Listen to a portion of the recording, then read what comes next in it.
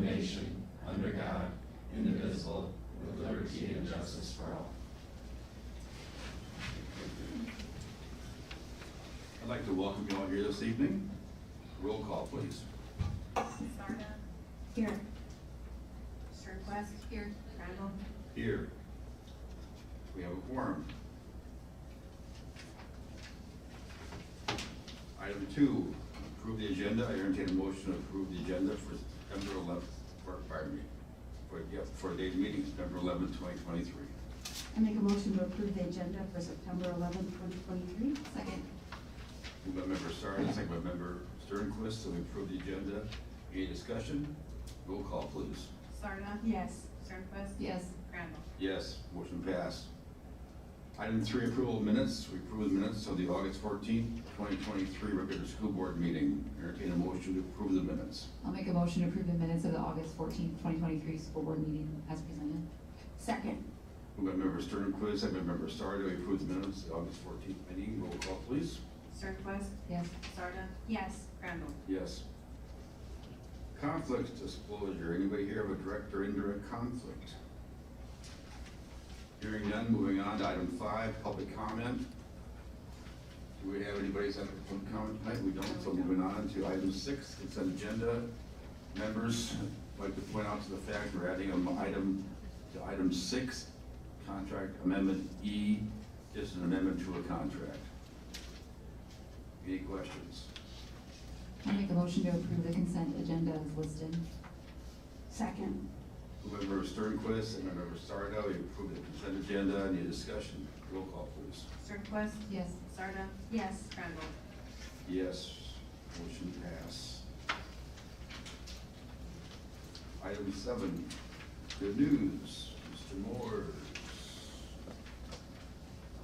Good evening, board, and everybody in attendance tonight. So I'm going to give you a little rundown of what's happening with activities in the Yankton School District. Hard to believe that we started activities back on Monday, July 31st with some of our programs pretty early, so some of those kiddos have enrolled for 6 weeks already. So I want to give you a rundown of what we have out for numbers of kids and what they have coming up. So in our football program, varsity and JV players, we have 64 kids out. They've played 3 games thus far. Our JV kids are in Sioux City East right now playing tonight. Freshman football has 31 kids out. Our volleyball program at the high school level has 49 girls out. They've played 8 games thus far this season. They play at home tomorrow night against Huron if you're interested. Their state tournament is later in November if they make it, and that's in Rapid City. Our girls tennis team has 17 girls out. They've played 8 different matches up to this point. Their ESD event is the 25th and 26th of September in Pierre, and then state for the girls is October 5th and 6th. Our cross-country program, 6 through 12, has 44 kids out. They've had 3 meets to date. The ESD meet is in Sioux Falls, hosted by Harrisburg at Yankton Trails Park. And then the state meet is in Sioux Falls at the same location on October 21st. ESD, by the way, is October 7th. The golf team has 28 boys out for golf this year, which is a pretty large number of guys. They've played 9 meets to date. The ESD golf tournament for the boys is September 25th, and that's here at Fox Run. If you're interested, that's on a Monday. And then state is October 2nd and 3rd in Brandon. Our competitive cheer and dance girls have 14 on the cheer team and 21 on the dance team, so 35 total. They've competed in 2 meets thus to this date, and they go to Brandon tomorrow. Their ESD event is in Aberdeen on October 12th, and their state is October 21st in Sioux Falls, same date as cross country. The soccer teams, the girls have 35 out, the boys have 33 out. They've played 8 games to date. They're back in action tomorrow, and their playoffs start on October 3rd, so that'll be here before you know it as well. So 8 of their 14 games of regular season are done, so they're well over halfway done. And our marching band has 75 kids out. That's the high school with the marching band, the color guard, and their tech crew. 75 of those kids, they'll start some of their competitions here later this month. March to the Meridian is on the 14th of October if you're interested in that. That's where they have the parade downtown, march across the bridge, and then they have a contest in the afternoon at Green Number. So hopefully the weather cooperates for them here in about a month. On the middle school side of things, 7th and 8th grade football, we have 78 total kids out for football. In the middle schools, 41 7th graders and 37 8th graders. We have 70 girls out for middle school volleyball, 40 seventh graders and 30 eighth graders, not 80. And so 70 total, that would be a lot. Our middle school marching band, speaking of a lot, they have 136 kids out for middle school marching band, so that is a really, really good number. So when you put those fall activities together, oh yeah, one more I almost forgot to mention, our fall play has 42 kids involved with it. So when you put all those numbers together at the high school and the middle school, we have 737 kids involved in a fall activity right now, either the high school or the middle school. So that is obviously a good majority of our kids. Questions for me at all? All right, thanks for having me. Thank you, Mr. Morris. Dr. Olson. I'll just add to that a little bit. The marching band is getting ready for homecoming for the parade, and they come in all sweaty and ready to go, so it's been fun seeing them work hard. We're getting ready for homecoming in a couple weeks, which is crazy that it's already here. But what I really want to share with you tonight is I want to feature a former student. She's now at the high school, but Andrea. I came to her, she loves art. She's kind of one of those quiet, reserved students. She's actually in activities, so she couldn't be here tonight. But I asked her to design our YMS t-shirts, which I am wearing today. So she designed them for, we have a 2-year rotation, so she gets to design the t-shirt for all of us middle school teachers and students to wear for the next couple of years. So that was kind of cool. I asked her real quick, I said, can you do it in 5 days? And she did it that night for me, so it was amazing, didn't change a thing. And then on the other part here is, so we have all those outside clinicians that come in, and we have rooms in the back that were very white and boring. And I asked Andrea to come in this summer, and she painted this wall for us. I said, the sky's the limit, and here's a picture with her next to her artwork. So I'm very proud of her, and we're gonna work on putting more students' artwork throughout the middle school in the years to come. Thank you. Thank you, Dr. Olson. Next up, we have a presentation from Dr. Kendall regarding the renewal opt-out.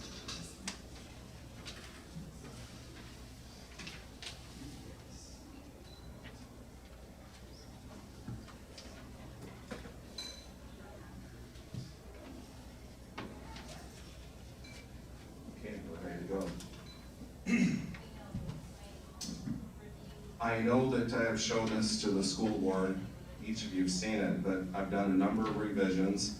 Also, just recently went through the slideshow with the admin team, and they had a couple of other suggestions. So this is the rollout of revision number 4 or 5. So if we need to revise it some more, we'll do so.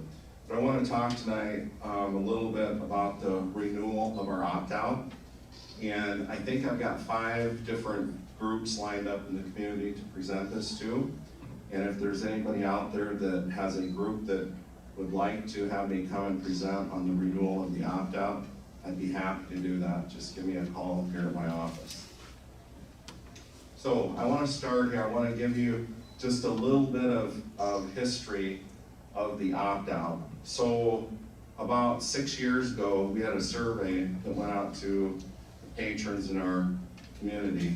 We had about 1,000 people participate, and that led to the development of the Forward 2024 strategic plan. And one of the main goals in that plan, and very specific, was this: to secure additional local funding through the passing of a successful opt-out for the Yankton School District. So that was part of our strategic plan dating back to 2019, and again, this is the 5th year and the last year of that strategic plan, and we'll be working on that. So in February of 2020, we proposed and took an opt-out to the voters here in Yankton, in our school district, and they approved a $1.85 million opt-out, and that was a maximum amount per year, up to that amount for 4 years, beginning payable in 2021. And each year, just like we're going to do tonight with the budget, the school board determines how much of that opt-out that we will levy. During the opt-out, we also discussed and had a lot of discussions about If we could ever reduce the amount of the opt-out in any given year, that we promised our community that we would look at that and would do everything that we could in order to do that. So here are the opt-out amounts for the past 4 years. The first one, as I said earlier, the first opt-out amount was payable in 2021. It was the first year of the opt-out. We took the entire amount, 1.85 million. In payable 2022, we also took the entire amount. And then in payable 2023, about a year ago tonight, the board made a decision to take about $500,000 less of the opt-out. And tonight, what we're proposing, and we'll talk about it a little bit here in the budget, we're proposing that the school board take half of the opt-out. So they take $925,000 of the entire opt-out. So when you add all these together, it totals $5.975 million in opt-out over the past 4 years. The actual amount that we could have taken was $7.4 million. We've taken $5.975.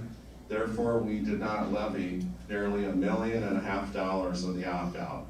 And that's a promise that we made and we kept to Yankton and our community. So why did we not take the entire amount? I think that's a good question. There are 4 really solid reasons. One is that we received quite a bit of ESSER money, and we are on our last year of ESSER funds. We also had an enrollment growth during those 4 years. Our actual results, FY 20 to 24, so budget to actuals, were really good. So we budgeted for X amount of money, and we spent less than what we budgeted. And all in all, just in my opinion, a lot of good fiscal responsibility.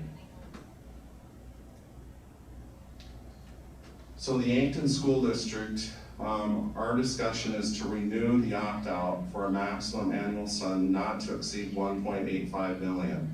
And that would be beginning payable in 2025.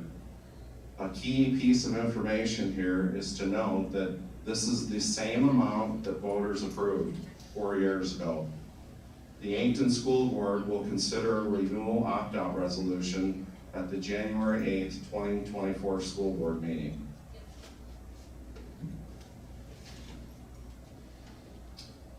The renewal of this opt-out is not a tax increase. It's a renewal of the current voter-approved opt-out, which is in place. The tax levy for this renewal of the opt-out will actually be less than it was in payable 2021. And I'll show you some examples here. So one of the areas of taxing is on our ag assessment on ag. And I'm just talking about the opt-out here now. If we were to take the entire amount of the opt-out, for every $250,000 of ag land assessed, the projected renewal opt-out would cost about $84.25 per year for $250,000. And if you take a look back into payable 2021, it was actually a bit higher than that. But because of the levy change, and you can see it from payable 21 to 2025, which it has dropped, this would cost less in payable 2025 than it did in 2021. And this is the ag levy. The next levy that we want to talk about, which most people are familiar with in town, would be the owner occupied. So this is what the opt-out would cost a homeowner on a $250,000 assessment if we took the entire 1.85 million. In 2025, the projected cost would be $188.75 per year. That would be payable in 2025. And if you again take a look back in 2021, it would have been about $230 a year. So a decrease again in the levy.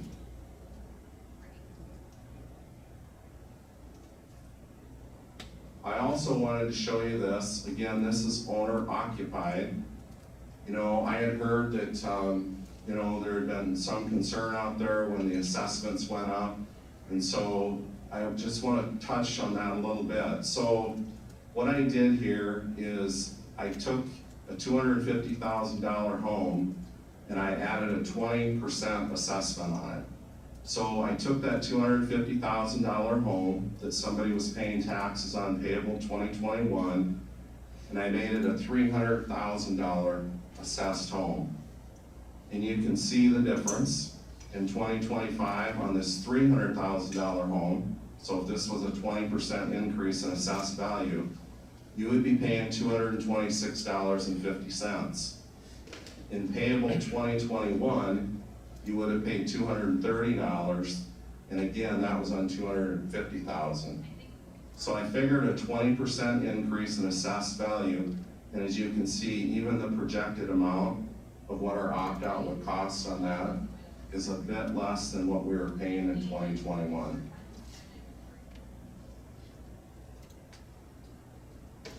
The last category is the NA utilities. And as you can see here, again, this is based on a $250,000 business, and we would be taking the full amount if we did in 2025. It would cost about $390 per year, and in payable 2021, that amount was $475.75.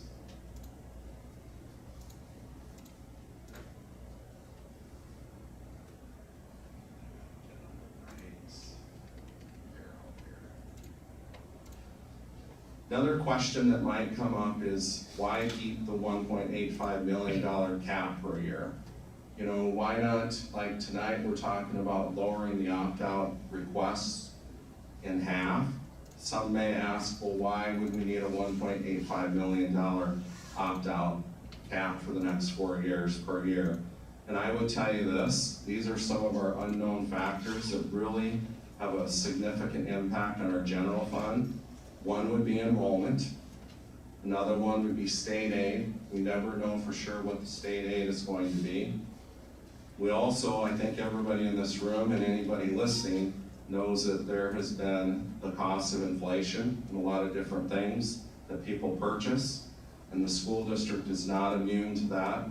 We have seen quite a significant rise in a lot of costs due to inflation. The other thing are labor costs. And that's something that we will continue to look at because we want to retain and attract the best people that we can. So we need to continue to be competitive. And then another unknown are the utilities, electrical, water.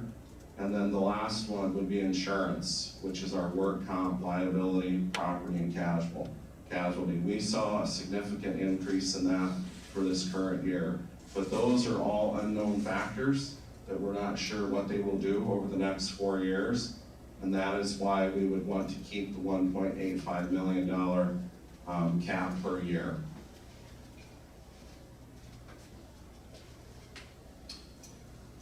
So as I said earlier, the school board will consider a renewal opt-out resolution at the January 8th, 2024 school board meeting. And again, this renewal, the first half collectible would not be until FY 2025. The renewal would not exceed $1.85 million annually for 4 years. Again, it would be the same amount that we have had for the past 4 years.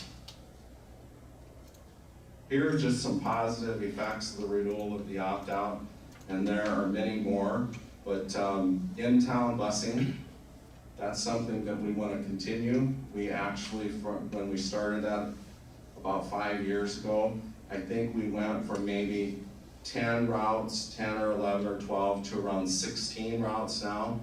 And effectively what that has done, particularly elementary and middle school, we've had better attendance by a number of students, and we've also gotten a lot of those little kids in for breakfast. And we know that when you have really good attendance, and you can feed kids in the morning, they get a good meal, they do better in school academically. We also want to continue our push for preschool for all children. We still know that we have a few little bumps in that, a few little gaps where we've got to find out where some of these kids are that still are not getting into preschool. And so that's a program that is really, really important, and it has paid a lot of dividends for our kids. School counselors, we have dealt with a lot of student and mental wellness issues in our district, just like a lot of other schools. We have added counselors. Matter of fact, we added another one this year, and we're proud of the fact that we're able to do that. We want to continue to offer those kinds of services to our kids. School resource officers, there's nothing more important than school safety. We want to continue to have our school resource officers, and perhaps we would look at expanding that down the road. As I mentioned earlier, we want to continue to recruit and retain quality staff. We want to continue our junior kindergarten program. As Mr. Morris mentioned tonight, we have nearly 800 kids involved in school activities and fine arts. We always want to see that number high, and the higher it can get, the better it is. As most people know too, we have Trailhead Learning Center that is being built as we speak, and we have figured in our ongoing budget, beginning in 2 years, which would be our anticipated move in the fall of 2025, that we'll have some additional costs for programming that we'd like to do out there. We have also added school nurses. We added some school nurse time this year, some new time. And again, we have a lot of student health issues and challenges that our staff are dealing with every day. And then another positive effect, we have a lot of English language learners in our district. That number continues to rise. We have a really good program for that. We have 2 full FTE. We have been advertising for a 3rd one, and we want to continue to keep that a very strong program for those kids and families. And then I would end on this slide. This is just a sample of what would go in the newspaper once the resolution is considered in January. This would go in the newspaper, and of course at the top it says, "Attention taxpayers, notice of property tax increase of," and that would be the yearly amount of $1.85 million, and then it gets more specific down here. The reason I'm bringing this to the attention of our community is that I want people to see what this looks like, and when this does come out after the resolution, that they're not surprised or think that it's a new increase or a new opt-out. This is simply a renewal of the current opt-out that we have in place, but we're required by law to put this in the paper. So I want to make sure that we clear that up as we move along between now and the January resolution. Any questions?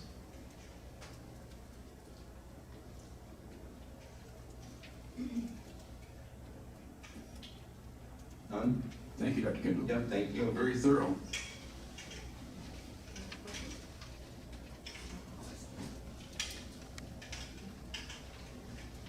Once again, Dr. Kendall will be going to various groups across the community, and you're all welcome to invite him, come to your group, and hear the presentation he presents, and then allow yourself the opportunity to question and answer.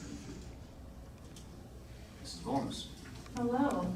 All right, I think my spotlight is kind of like good news too, so I appreciate getting to share each month about some things that are happening in technology and curriculum, and tonight I'd like to highlight some of the summer professional development that our teachers participated in this past summer. Dr. Olson was talking about homecoming, yet we're only on our 4th week of school, so summer wasn't that long ago. So as our teachers, they participate in a wide variety of different professional development and growth opportunities throughout the summer, and then they can come back refreshed and implement those into their classroom. Ways that we share about PD opportunities is on ClassLink. We have a folder that we kind of store all of the different opportunities that either we're hosting or Mount Marty University is hosting, or as well as the Department of Ed is promoting too. So some opportunities that our teachers participated in is responsive classroom, which I'm going to come back to. Plan book training, we implemented Plan book. Our high school's been using Plan book for several years, and now we are using that district-wide. State literacy PD. So recently, the South Dakota State released the literacy framework, and they have some professional development. Yankton is well ahead of that curve, and we've been offering a wide variety of professional development in literacy for quite a few years. Teachers participated in the Civic Summit, as well as Mount Marty's Professional Development Institute, which they host a wide variety of courses throughout the summer. Our teachers participated in Open Court and Study Sync, which are ELA curriculums, and they were online trainings that they participated in as well. Math workshops, so we're well into our math curriculum study. I'm going to present on one of the guides today. And so a lot of teachers participated in training there, and CTE. We had CTE teachers participate in welding training this summer, as well as attend the CTE conference. Now I know there's probably plenty more that our teachers did this summer, but those are some of the highlights. I'd like to go back to Responsive Classroom and show you this as well. In 2019, Stewart was put on school improvement, and one of the areas that we investigated, like Dr. Kindle mentioned earlier, is attendance. And so we started looking at a program called Responsive Classroom, and what we could learn from that and how we could use it in our schools. And so in 2019, many Stewart teachers, as well as some other elementary teachers, participated in an introduction workshop of Responsive Classroom, and it gave an overview of what we could learn from them. We continued to expand, and since then, we have offered another introduction workshop. During COVID, we took they have a training for elementary, and it was 4 full days, and during COVID, when we were out that spring, many classroom teachers, including myself and I think Mr. Klimish and Mr. Lucas as well, participated in the 4-day online Zoom training, which that was when Zoom was kind of new, and we were a little hesitant about that, but had really good feedback. Since then, we have continued to offer that 4-day training 2 more times, as well as advanced workshops. We've offered advanced workshops in sustaining the responsive classroom momentum, how to respond to misbehavior, and improving student and teacher learning, or language, excuse me. And then we have done a book study about the power of our words at Stewart, and we have hosted a support staff training and an introduction training at the middle school. So we've learned a lot about responsive classroom, and I can stand up here and tell you what it is, but instead, I have a video to show you, as well as Mr. Lucas and Mr. Klimish, because they have helped me with this training throughout our elementaries too.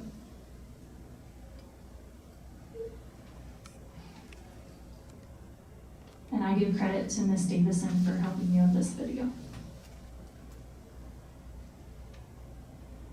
Oh, I want you to order a count around the circle. So we're gonna go, I'll demonstrate, ready? 1, 2, 3. So now I would say, good morning, Avril. And then we pinky shake. Now I switch spots with Avril, and she keeps counting by 3s.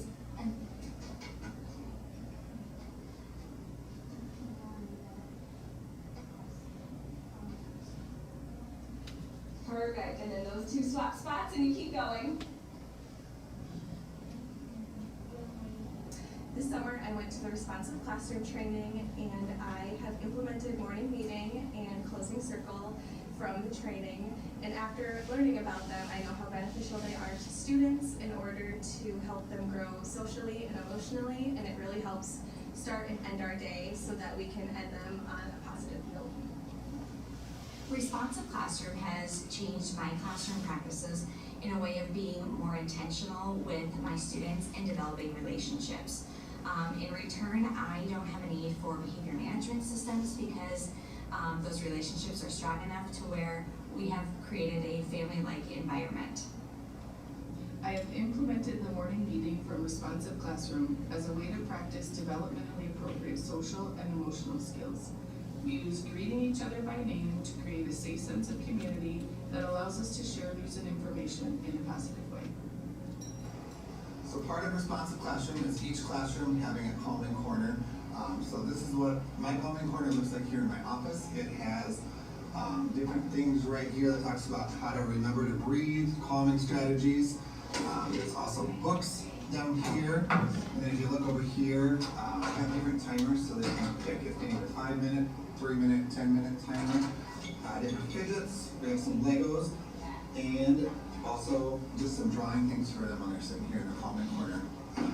Once the timers are done, they go back to class, and they seem to have bounced back and are ready to be part of the group again. So I have been doing morning meeting for several years. After taking Responsive Classroom this summer, I started to implement Closing Circle, and it has impacted my day and my students in such a positive way. So they pick up, everything's ready to go, we sit in a circle, and then do some sort of share, some activity, and it's such a great way to end the day. Who still needs them?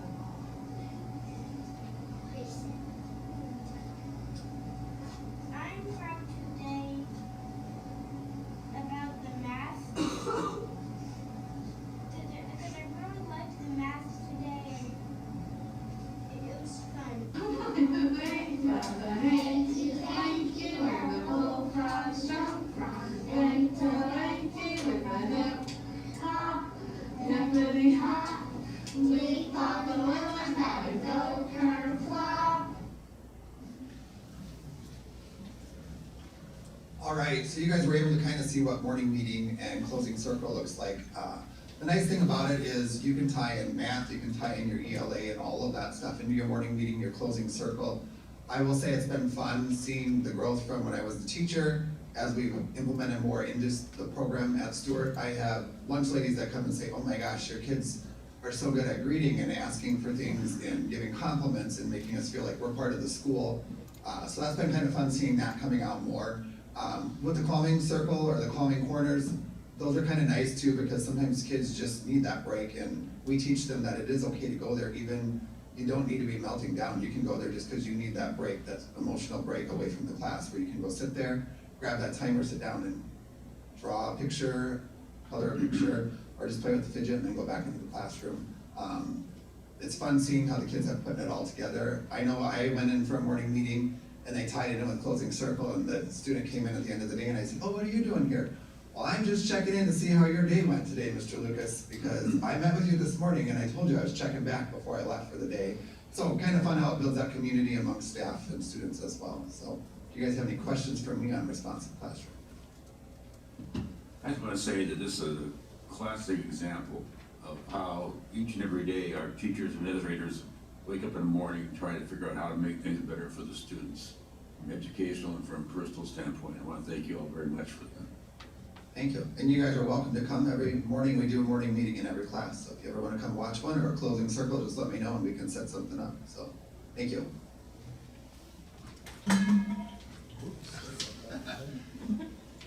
Well, in closing, Terry, you're right. In 2019, when this all started, we really felt that that subgroup weren't connected to the school. And I think Hannah Zimmerman said it best. It's all about relationships between the students and the teachers. And when I go to our elementary schools and all of our schools, kids are greeting people, staff greeting kids at the door, and they feel like they're a part of the school. And I think that's really helped. It has helped the attendance for those that subgroup that we were really directing this towards. So thanks, Nicole. She was part of Responsive Classroom in another district, and when we sat down in 2019 looking for strategies that would help, this is one that we focused on, and since then we've drawn other schools in. So I think it's been a very, very, very positive program. I want to keep going. All right. Thank you.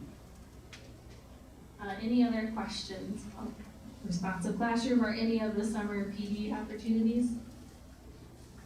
Moving on, item 9, curriculum and technology. All right, so the other thing I'm presenting tonight is the elementary math curriculum guide.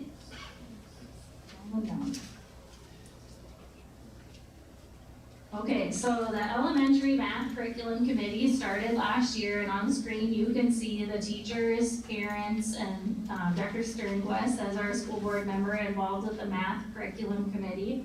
The elementary started back in September of last year, and we re-looked at our standards, as well as completed our curriculum guide, which I'll show you in just a moment. Back in 2018, we did make an amendment to our previous curriculum guide, the one that's current, I guess, right now. Our standards did change back in 2018 when the state revised. We had some things that we needed to add in, especially at kindergarten level with some backwards counting, with second grade money. So when we looked at the standards as part of the elementary curriculum guide this year, we already knew those. Nothing has really changed from our previous guide. So what we did was we took a hard look at and an in-depth look at the standards that our students are struggling with, or that we're struggling to understand the concepts from, and what can we learn from that, and how can we move forward with a new resource. So that was really the focus. You can see the meeting dates. Our last meeting was just this last August. We kind of wrapped up our curriculum guide that is being recommended tonight. So in the curriculum guide itself, a couple areas that we talked specifically about were just the ease of usage of the curriculum guide, standards in general, and then our math standards can be very in-depth, rigorous, kind of hard to read. So we wanted to make this document more open and accessible to parents, to community members, and to our classroom teachers. Often when we get new classroom teachers at any grade level, this is a really great resource to say, hey, here's what you need to focus on during math time if you're a new second grade teacher. To start our curriculum guide, we came together as a district K-12 and developed a belief statement. That's always one of my favorite meetings. It's fun to see how our high school math teachers and our kindergarten math teachers interact with one another to create that common vision. And then going on, I did highlight all of our standards can be linked, right? All of the standards are linked right here back to the DOE page. But I didn't list them all just to make the guide more user-friendly. So I'll show you what we kind of did to pull things out. The first part is about fluency. That's often a common question that we get from parents, especially around facts at the elementary grade level. So I just noted and kind of broke out in a simpler format of what's expected to be fluent and what's expected to be known from memory at each of these grade levels. And then right here, what does fluency mean and what does know from memory mean? And then you can see the direct standard tied to that chart above. So this would be the language used in our content standards. And then going down, what we did was for each grade level, we noted the critical areas, and this is directly from our state content standards. So in kindergarten, these are the 2 critical areas. There's many more standards, but these would be the major focus areas. And then this chart kind of gives an overview of what those standards look like at each of the strands, as well as our 8 mathematical practices. So we felt as a committee this was much more user-friendly for our parents and our teachers to look at, but you can still get to all of the standards at that top link. We did that for each grade level. And then down at the bottom, one area that we really dug into when we did our professional development and learning is looking at research and looking at those instructional delivery norms that are high leverage, beneficial to our students to show high academic growth. We wrote those down there. One area that we'd really like to see in our new curriculum resource is the usage of manipulatives, visuals in math, as well as student discussions. And then the end just is about our reporting of progress. So it would be my recommendation on behalf of the Math Curriculum Committee to approve the 2023 Elementary Curriculum Guide. Any questions? Any questions or discussion on this? I would entertain a motion to approve the curriculum guide as presented. I'll make a motion to approve the math curriculum guide as presented. Second. Moved by Dr. Sternquist, second by Mrs. Sarda, that we approve the curriculum guide as presented. Roll call, please. Sternquist? Yes. Sarda? Yes. Crandall? Yes. We have 3 policies now before us. Pregnant Workers Fairness Act, PWFA, providing urgent medical protections for nursing mothers, the unfortunately acronym PUMP policy. And we have the solicitation and fundraising policy. So we'll take one each at a time. And Mr. Van Olson. Excuse me, good evening. We discussed these at last month's meeting, but in order, we have the proposed changes. First was the Pregnant Workers Fairness Act, which extends the standard of reasonable accommodation to pregnancy in general as opposed to just pregnancy-related disabilities, because many of the circumstances in pregnancy that affect a person's ability to work do not count as disabilities by the standards of the Americans with Disabilities Act. So the policy is there. I could read through it, or just entertain questions if you have it. So it's entertaining questions. And we will approve one policy at a time. I want to note to you, this is a new policy, so we're not amending any old policies. This is a brand new policy for us. So any further questions for Mr. Van Horn? And Van Olson, sorry. I'll make a motion to approve the Pregnant Workers Fairness Act policy. Second. Moved by member Sternquist, second by member Sardo, we approve the policy as presented. Any questions? Roll call, please. Sternquist? Yes. Sarda? Yes. Crandall? Yes. The other one is the pump policy. Mr. Van Olson. Yeah, that is similar in scope to the Pregnant Workers Fairness Act in that it mandates that the district provide a reasonable amount of break time during the first year after birth for mothers to express breast milk, basically.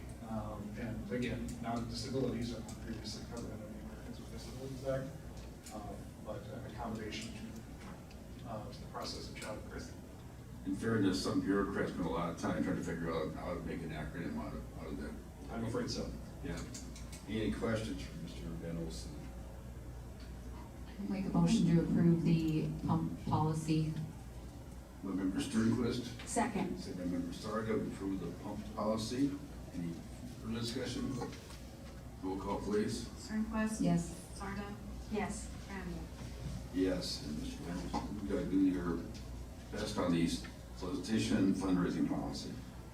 So this is an existing policy. We are making amendments to remove the stylistically undesirable and/or language from section 1, and then providing concrete standards for the review of materials and changing the responsible party from the superintendent to the director of student services to permit an avenue for appeal.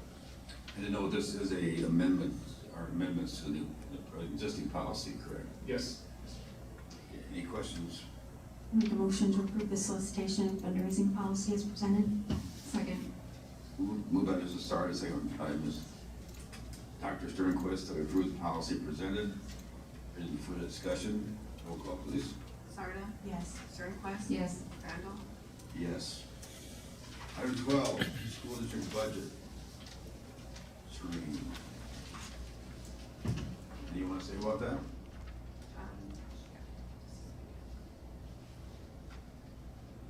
All right, tonight it's recommended to adopt the 23-24 school district budget as presented. We've had many work sessions back in spring regarding this budget, and then we had an official budget hearing in July with no comments received at that moment, and it's just here to show once more and approve it. If there's any questions? Any questions from members to approve the budget as presented?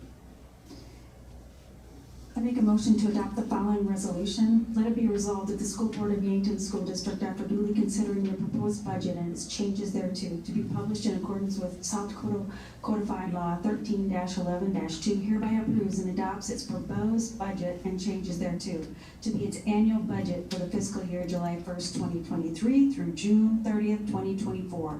The adopted annual revenue and expenditures totaled by fund are as follows: General Fund, $26,284,068. Capital Outlay Fund, $6,253,294. Special Education Fund, $5,956,979. Impact Aid Fund, $50,000. Food Service Fund, $2,360,533. And Public Enterprise Fund, $118,500. Second. Moved by member Sarda, second by member Sternquist, that we approve this school budget as presented. Dr. Hindle, comments? I just have one comment. I just want to remind the school board and the public that the revenue portion of this, again, we are taking half of the opt-out amount. So we're taking $925,000 of the $1.8 million. So we're taking half the amount. And I think that's really important to note, that this school board has been really great the last 4 years about being responsible to this community and our taxpayers. So I want to thank them. Thank you. Any further discussion? I would just add that I know in your presentation you talked about our opt-out advantages, and not only are those good things, but it's truly because of passing the opt-out that we've been able to do those things that have actually then made our budget better by increases in enrollment and everything. It's not just end game in that way. We really have seen improvements. Absolutely. Thank you for that. Roll call, please. Sarda? Yes. Sternquist? Yes. Randall? Yes. Next up, we have the tax levy. We're not yet, have we? Tax levy request. Okay, item 13 is tax levy request. And again, Sheree, you want to comment about that at all? These are just levies that are set by the state. And again, in there, we're still taking just the $925,000 as far as opt-out. And they're just at the max of what we're able to do with the state. They're recommended by the state, and we're taking and adopting those levies. I'd like to make a motion to authorize a tax levy request.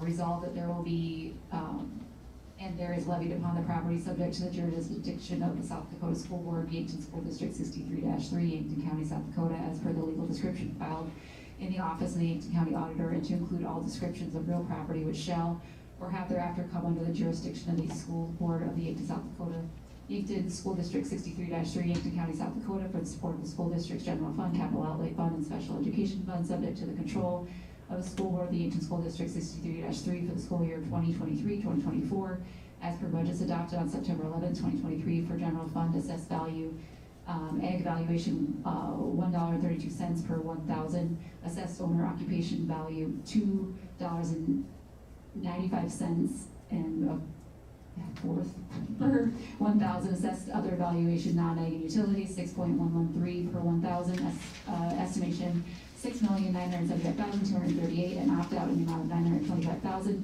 Levy rates to be determined for the special education fund, assessed value of 1.574 per 1,000, estimated $2,984,756 to the capital outlay fund, assessed valuation to be determined by the county auditor per 1,000.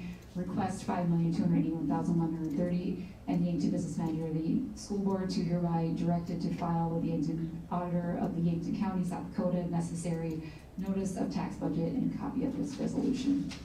And now I know why Sarah picked 2. Wow. Second.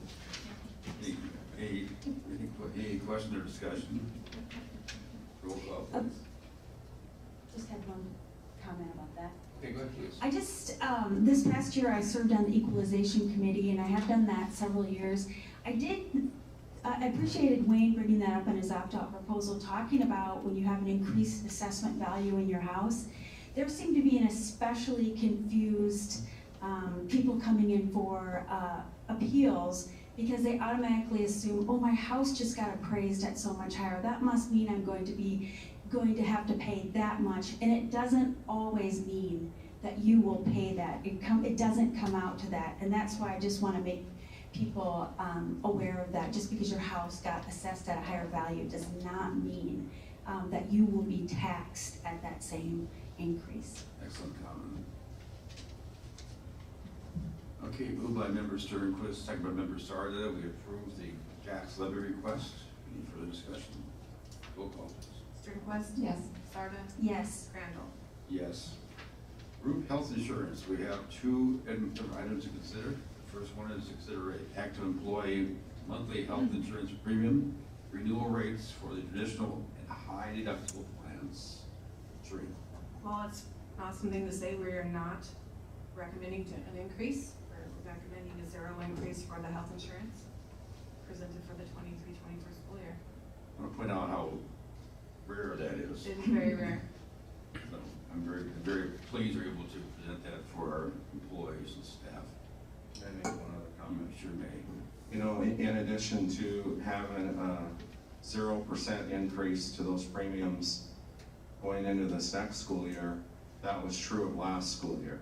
So we've had 2 years of a 0% increase on our health insurance premium to our employees, and like it was said earlier, that's phenomenal. And again, I credit that to our school board, and you know, just we work with Hub, which was Silverstone.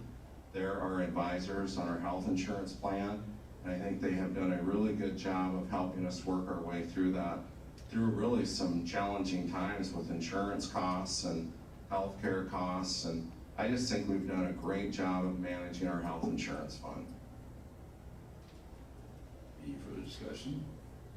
Entertain a motion to approve as presented. I make a motion to approve no increase, 0% to active employee monthly health insurance premiums for the traditional plan effective January 1st, 2024. Employee only at $99.02. Employee plus spouse, $202.74. Employee plus child or children is $187.40, and family $382, or the high deductible health plan effective January 1st, 24, which is employee only at $73.18, employee and spouse at $149.86, and employee and child or children at $138.53, and the family at $224.56.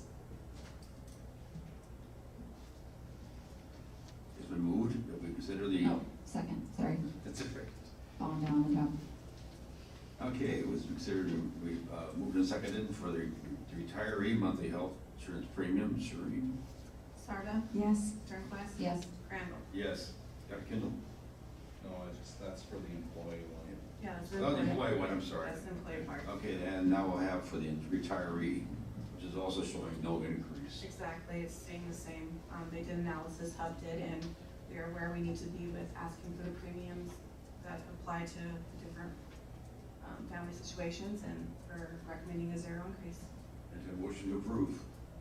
I'll make a motion to approve no increase in the retired healthcare monthly premiums. Do you want me to read them? We're good. Second. Second. Moved and seconded by members Sternquist and Sarda. We approve the retiree monthly health insurance plan. Any further discussion? Roll call, please. Sternquist? Yes. Sarda? Yes. Crandall? Yes. And finally, last but not least, we have Rob Peeler who's going to wrap up.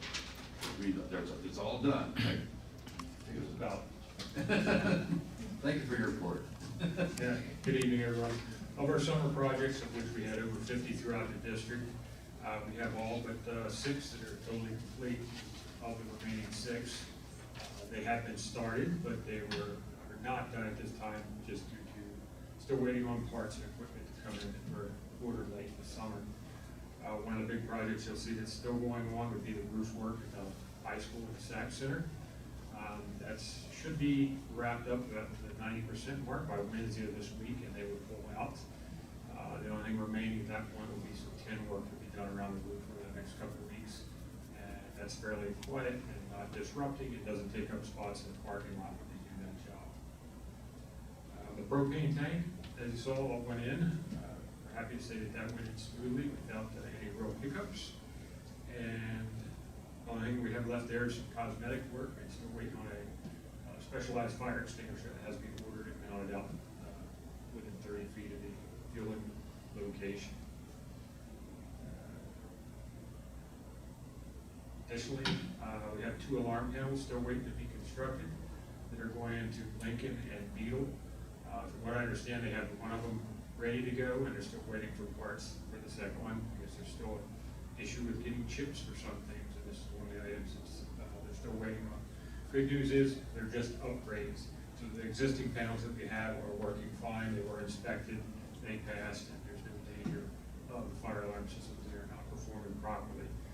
But once the new panels come in, we'll schedule those to be installed, and they should take about 2 days each over a period of time when we don't have school, when it's teacher in service on the weekend or a holiday, that the alarm companies will actually work. Any questions on the summer projects? Any questions? Thank you so much for your work this summer. Thank you. Entertained motion to adjourn. So moved. Second. Moved by Mr. Quist, second by Carter, we adjourn. Any discussion? Roll call, please. All in favor, say aye. Aye.